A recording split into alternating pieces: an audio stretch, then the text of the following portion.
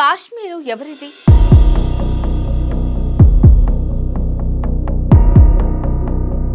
శంకరాచార్యులు కాశ్మీరానికి ఎందుకు వెళ్ళేవారు? కాశ్మీరపు లిపి ఏమిటో తెలుసా? కాశ్మీరు హిందువులది అంటే నమ్మే పరిస్థితి నేడు హిందువులలోనే లేదు. ఇది దురదృష్టకరము.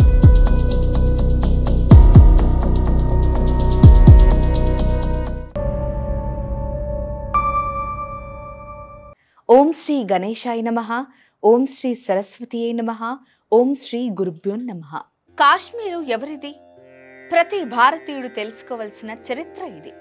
ఇది కశ్యప మహర్షి పేరుతో ఏర్పడిన ప్రదేశము. మైరా అనే సంస్కృత పదానికి అర్థము సరోవరము. ఈ మన్వంతరములోని సప్త ఋషులలో ఒకరు కశ్యపుడు. ఇతడు బ్రహ్మదేవుని మనవడు. ఇతడి తండ్రి మరీచి మహర్షి. ఈ మరీచి బ్రహ్మదేవుని మానసపుత్రుడు.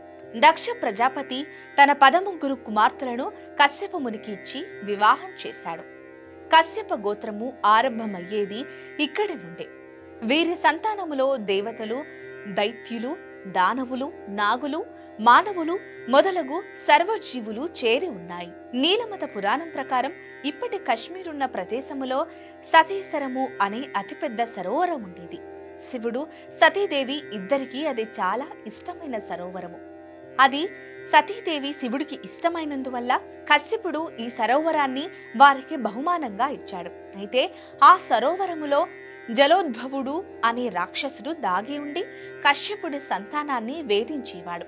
అప్పుడు కశ్యపుడు తన కొడుకైన అనంత నాగుడితో కలిసి ఒక వరాహ ముఖము అనగా ఇప్పటి బారాముల్లా అనబడు కాలువను తవ్వి ఆ సరోవరపు నీటిని బయటకు ప్రవహింపజేశాడు.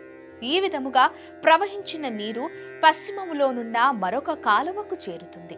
దానిని కశ్యప సాగరము, ఈనాటి కాస్పియన్ సముద్రమని పిలుస్తారు.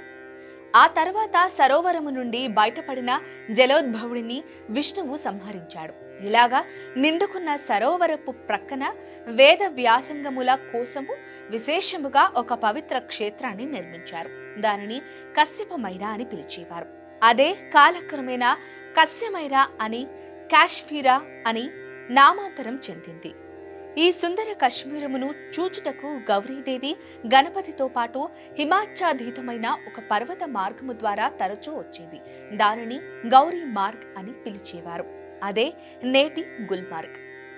నీలమతి పురాణము మరియు దాని ఆధారముగా లిఖించబడిన రాజతరంగిణి ఇవి కాశ్మీరపు పౌరాణిక మరియు ఐతిహాసిక దాఖలాలు.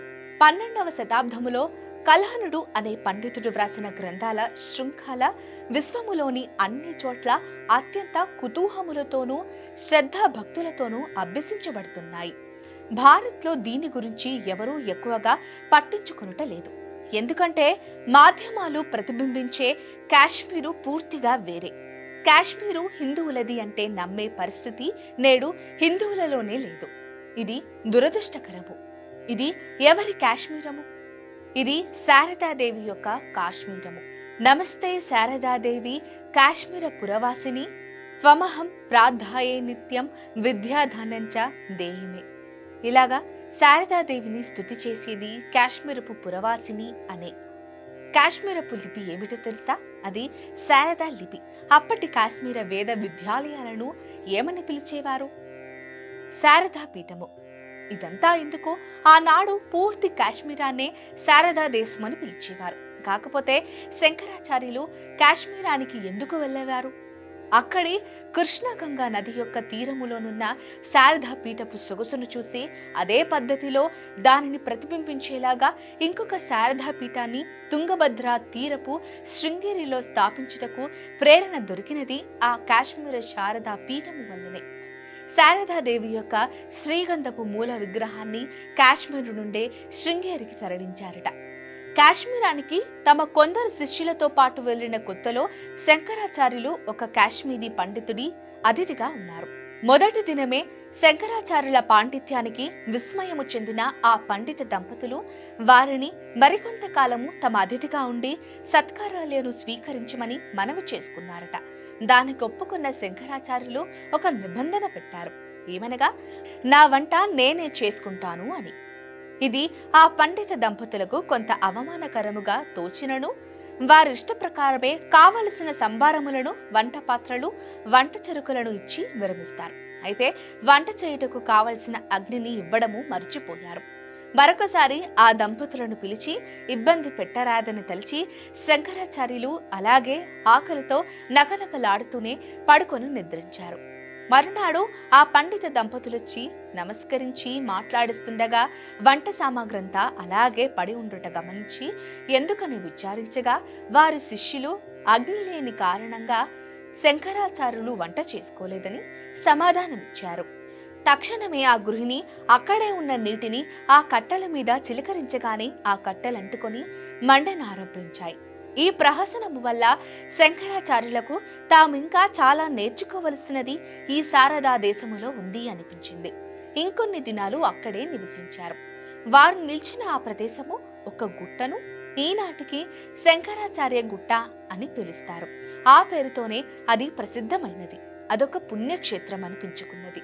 ఇది శ్రీనగరపు నట్టనడమ ప్రసిద్ధమైన దాల్ సరోవరము పక్కనే ఉన్నది.